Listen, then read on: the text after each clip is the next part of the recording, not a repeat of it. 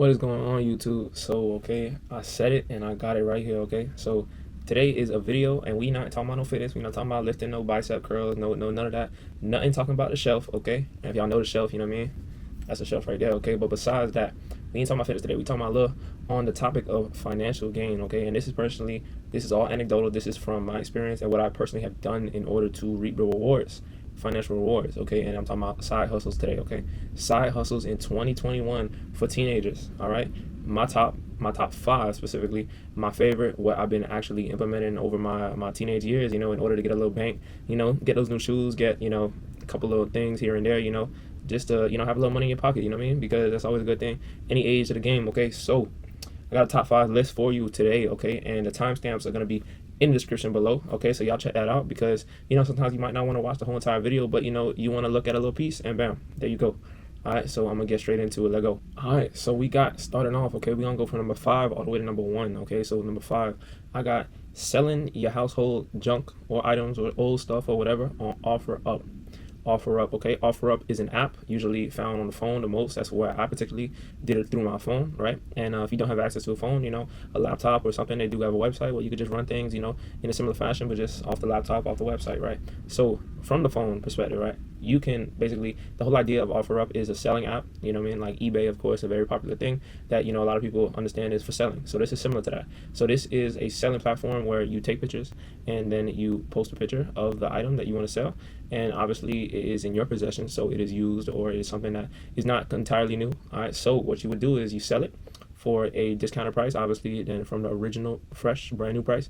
And, people usually gravitate to getting something that is good quality, right? Hopefully what you're selling is still somewhat in a good quality and for a better price, okay? More affordable, because not everybody's in a financial situation to get everything brand new, okay? So the thing is that, you can put some of your items that might be still in good condition. Particularly, I did my personal shoes, as, a trend comes out, you get a pair of shoes, dies off, you don't like them no more, whatever, you grow out of it, whatever, put them up, throw up, drop the price just a little bit from what you originally bought it. And then there you go, you get hit up in a matter of time. It does take time. It is not, straight up like, it doesn't happen immediately, okay? That's the point right here. Now, the thing is that it takes patience, and it also, you can have a variety of things. If you have clothing, clothing you outgrow, or, not a style similar to the shoes, post clothing, post your bike, post, dumbbells, workout equipment, shoes, socks, designer stuff, technology, whatever you want to do, okay? This is a platform that can go across the board for any and all items, okay? I'm talking about, like, if there is a purpose for it, it can be sold, okay? And that's how the game go, okay? That's how you think about things, okay? So that is number 5 because it takes some time and it takes some patience, but it's definitely worthwhile. And I do want to preface for majority of all these things on the list, teenagers is my audience at the moment. Parental supervision is crucial, okay? Also, when you actually get a hit up for an item, you want to make sure you have parental supervision, or, they're aware of, like, you selling a certain thing or so and so, because you will have to meet up with a stranger, in order to, exchange this transaction of, the thing you selling. And the thing is, safety is always crucial, okay? So make sure y'all telling y'all parents and make sure you guys are speaking up and, making everything upfront and clear and are in a safe predicament. All right, but now that I got out of the way, I'm gonna go to number 2. So, like, all right, so number 4 on the list is not an app, but it is some labor, okay? And it is a mobile lawn service, okay? We talking about cutting grass, getting down, getting dirty, and actually putting in that work, okay? Now, this is obviously only an option of money based off of what you're willing to, expend, and that's a little bit of labor cost, okay? Now, most of the time, you don't even need a lawnmower, okay? Me personally, I just walk around the neighborhood. I see opportunity. I see some grass a little bit high.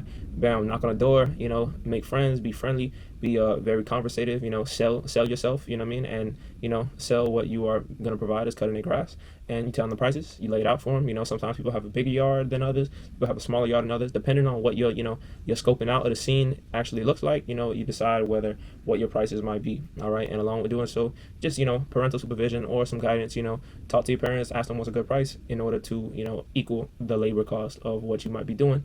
Big job to little job, okay? So cutting grass, okay, lawn service, all right? You don't need a lawnmower most of the time. A lot of people have their own, and you know what I mean? If they have their own, but yet they just don't want to put in the work to actually cut the grass, that is something that is automatic, like OfferUp, the weather's good outside, you want some money in your pocket, they will, have a sure enough incentive to actually just give it to you for the time being. When you're done, you gotta give it back, of course. And always be careful with other people's, things and items, lawnmower, be careful with it. You don't want to break it, what I'm saying? So be cautious, but also utilize what they're going to give you in order to do the work, give it back to them, cut the grass, get the service done, get some money in your pocket. Okay, so that's pretty much a simple thing, cutting the grass. But you could also go to the same extent of like maybe doing some landscaping services, pulling out the weeds, like maybe trimming some hedges or whatever, something similar in that fashion. But the main bulk of what I look at, the most profitable thing is actually cutting the grass. Whereas like more of those littler jobs, cutting the shrubs or whatever, that's a little bit less money in your pocket. But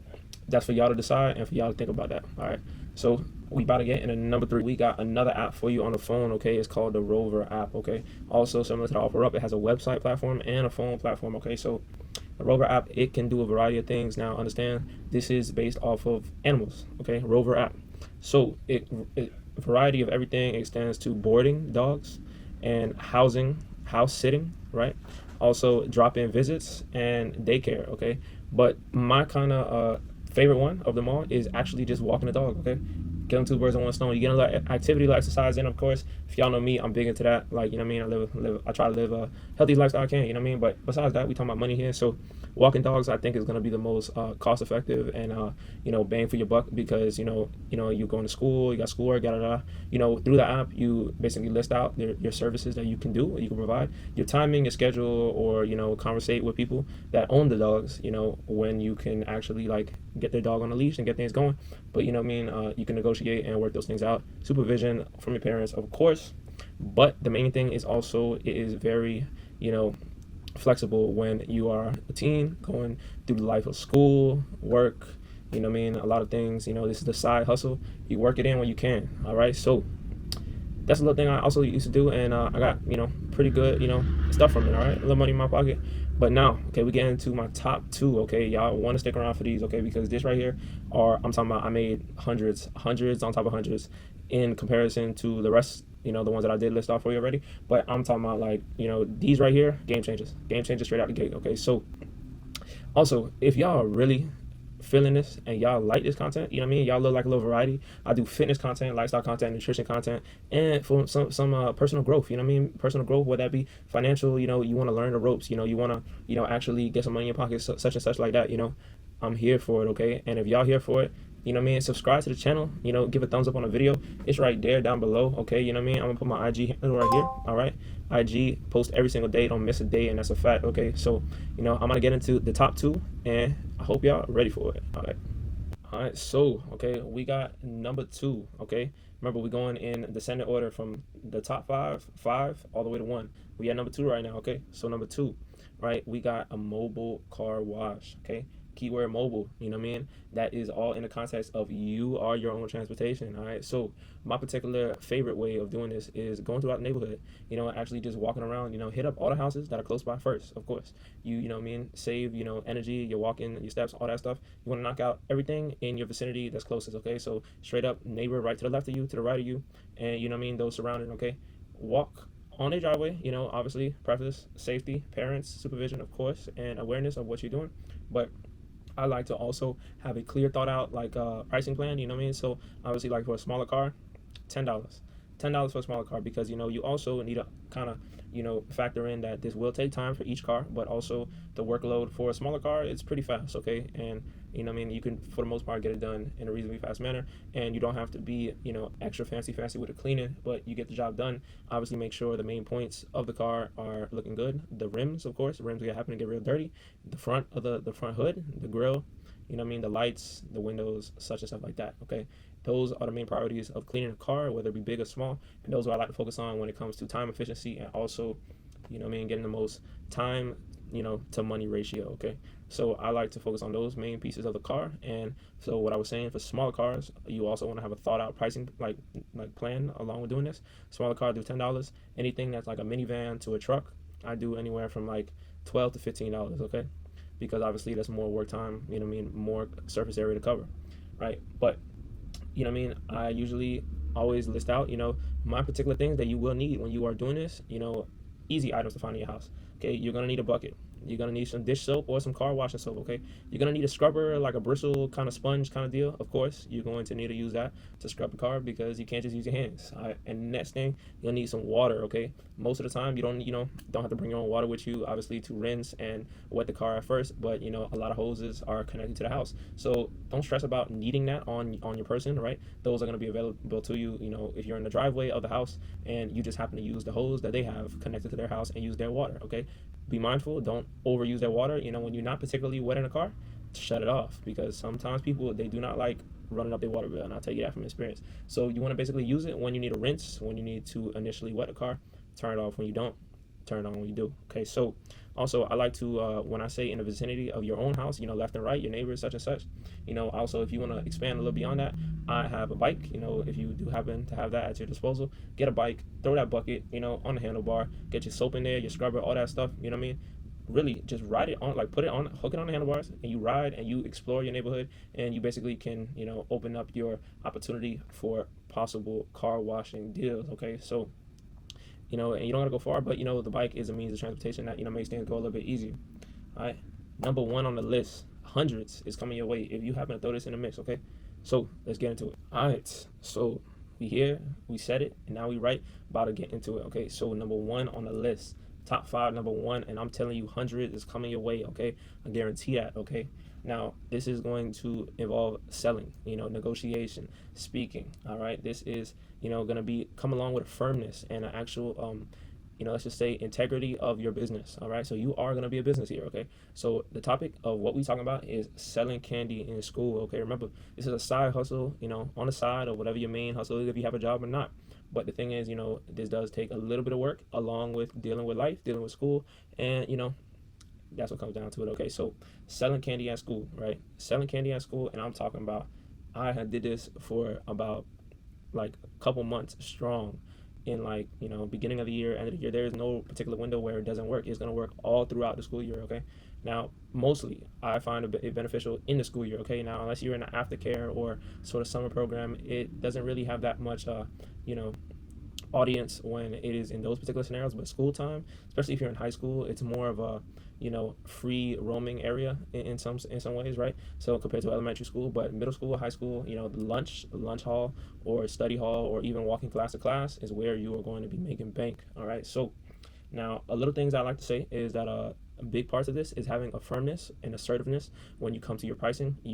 I am one that I don't play around with money. You know what I mean? Even when I was in my younger years. Okay, and the thing is like, you don't want to be stepped on. Okay, you don't want to be a pushover. All right, now this comes safety. You got to make sure you have some sort of assertiveness from the start, because if you basically don't acknowledge and don't show that assertiveness from the beginning, it's not going to set up your long-term business of selling candy in a good place. Okay, so don't give nobody freebies. Don't give nobody freebies. I don't care if they're your homeboy, your homegirl, your circle friend, or whatever. Okay, the thing is like, everybody is a customer. Okay, everybody's a customer, and your prices stand true to them being a customer and forever. There's no freebies. There's no, oh, I'm gonna let it slide. Oh, you know what? You don't got it today. Okay, guess what? You owe me $1. I'm gonna remember that, and then 10 weeks, a couple weeks go by, you don't get no dollar. Okay, the thing is like, you want to be assertive and you want to stand true to your prices. All right, so my particular way about going about this is that you do have to have access to transportation, right? So will that be your parents? All right, for me in my case it was, and they would take me to what is called a wholesale store. Okay, for example, it's like Sam's Club, Costco, BJ's. Those, in comparison to like Walmart, Publix, regular grocery stores, right?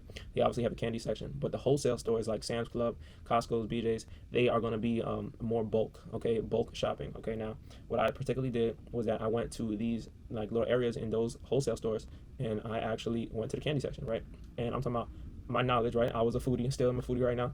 I had knowledge of what were some hot snacks, like what would the kids go to the vending machine. And obviously this did take a little bit of observation in the beginning, but what do the kids go to the school vending machine and what do they get the most? What is everybody basically, what's their favorite snack that they get from the vending machine, whether it be honey bun, Skittles, the purple Skittles, specifically the purple Skittles, or Pop Tarts, such and such. That could range from a lot of things depending on where you live or what's popular in your area. All right, but main thing is that you want to have an awareness of what's hot, what is popular, what is popping. Okay, so the thing is like, you have that document that, mentally document it, right? You go to these wholesale stores, and another thing you will need, along with transportation to get to those stores, is some starting capital, okay? Starting capital is basically the money that you have before you even starting a business, all right? The money you have before. So, it's okay if, you need a little pitching or need a little assistance from your parents or something to start off. But once you get the ball rolling, it's a snowball effect. You're gonna start compounding, getting better, more money, right? But you're gonna need some starting capital, okay? Because you need to put some money down in order to initially buy, your load, your merchandise, okay? So I'm gonna go to these wholesale stores, and they have variety packs. Particularly what I used to do, I used to get a variety pack of like Skittles, Starburst, M&Ms, stuff like that. It used to be in a big old jumbo box, and it used to be a variety pack. And you do have to work the math. Once you get these variety packs, you will have to now add in a little bit of math, mental math. Okay, so, all right, you want to look at the price that you are buying this bulk package of candies for, right? And the thing is that you also need to work out there. Now, the price does not equal, and you gotta understand the bulk stores, the price does not equal the amount of candies that are in there. So if you happen to sell each individual candy, 9 times out of 10, being that is a bulk store, a bulk food store, where you buy objects and stuff that are in bulk, right? It's going to be more money in return if you sell each one of those items individually in comparison to the price that you bought it for, okay? So whatever overlaps, right? If you sell all the candies individually in the whole entire box, you are going to then, the word is called profit, make profit, because now the profit of what you have made from selling each candy is more money than you spent on the bulk package. So now then you flip that, and then you put it back into your next purchase of your bulk after that whole cycle of you finishing that package. And then you go to the store, go again, and then you do it again, and then you do it again. Okay, so it is a cycle, right? But as you further yourself into doing this more and more, you're going to reap more profit, where you initially probably need a little help from your parents in order to get that starting capital. But now you got enough money in the bank on top of that to buy your own bulk package of candies. You also along the way are going to learn what's hot and what's not, and you make better decisions.